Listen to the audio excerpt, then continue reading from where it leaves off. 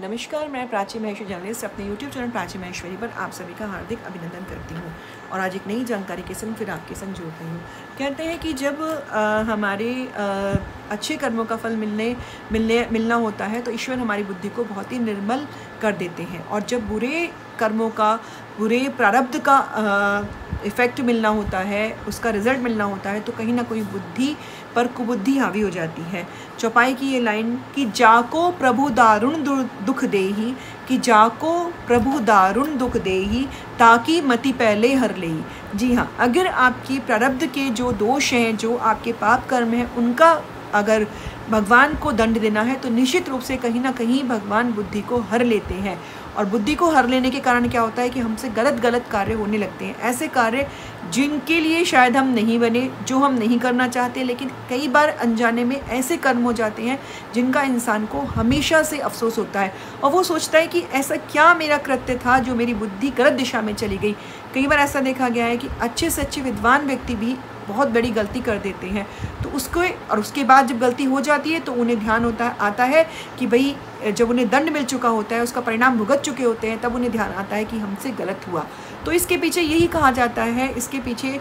ज्योतिषाचार्य या बड़े बुजुर्ग यही कहते हैं कि भाई ये पिछले कर्मों का फल था जो भुगतना ही था, तो तभी तुम्हारी बुद्धि इतनी अधिक दूषित हो गई जिसके कारण ये कृत्य हुआ। तो कहीं ना कहीं हमारे जो कर्म होते हैं वो ही, उनका ही दंड स्वरूप भगवान बुद्धि को हर लेता है, क्योंकि उसको दंड देना होता है।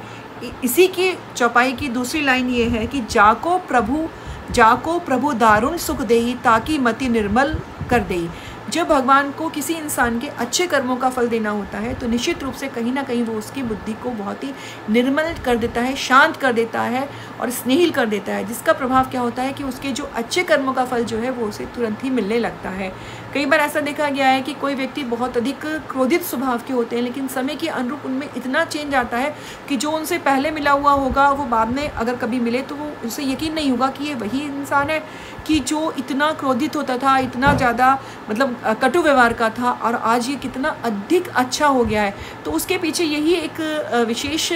कारण होता है कि उसके प्रारब्ध के कर्म या उसके वर्तमान के कर्म, जिसके फलस्वरूप ईश्वर जो है उसकी बुद्धि को निर्मल कर देता है। और जब बुद्धि निर्मल हो जाती है तो निसंदेह शत्रु शांत हो जाते हैं, रोग शांत हो जाते हैं, और कहीं ना कहीं आपके हाथ से अच्छे कर्म ही होते रहते हैं। तो ये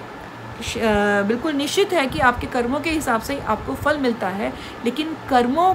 इस चीज़ को जब हम समझते हैं कि भगवान जो है जब दंड देना होता है तो वो बुद्धि को कुबुद्धि पर चलाते हैं, और जब उन्हें सुख देना होता है तो वो बुद्धि को सुबुद्धि पर चलाते हैं। तो कहीं ना कहीं हमें इस बात का भान है, हम जानते हैं। तो जब भी हमें ऐसा लगे कि हमसे कुछ कृत्य गलत हो रहे हैं, लोग मना कर रहे हैं घर में, लेकिन उसके बावजूद हम गलत दिशा में जा रहे हैं, तो हमें उस समय, उस क्षण कुछ देर के लिए रुकना चाहिए कि कहीं ऐसा तो नहीं है कि हमारे द्वारा जो है गलत काम हो जाएगा, या हमें कोई दंड स्वरूप ईश्वर हमें दे रहा है। तो हमें ईश्वर की आराधना करके, ईश्वर से प्रार्थना करके ये प्रयोजन करना चाहिए कि हे ईश्वर, अगर हमारे प्रारब्ध के कर्म भी गलत हैं जिसके कारण आपको ये कष्ट हमें देना पड़ रहा है, तो कृपया उन्हें सुधार दीजिए और उन्हें अच्छा बना दीजिए, मेरी बुद्धि को अच्छा निर्मल कीजिए। अगर आप ऐसी प्रार्थना करेंगे तो निसंदेह वो जो प्रारब्ध के पाप कर्म होते हैं जिसके कारण ईश्वर दंड देना चाहता है, तो ईश्वर तो परम पिता है, हमारे पिता हैं, हमारे माता हैं, तो वो निश्चित रूप से उस व्यक्ति के उन कर्मों को काट कर उसे सुबुद्धि के राह पर चलाते हैं, ताकि उन्हें अच्छा जीवन मिल सके, उनके जीवन में सुखों का संचार हो सके।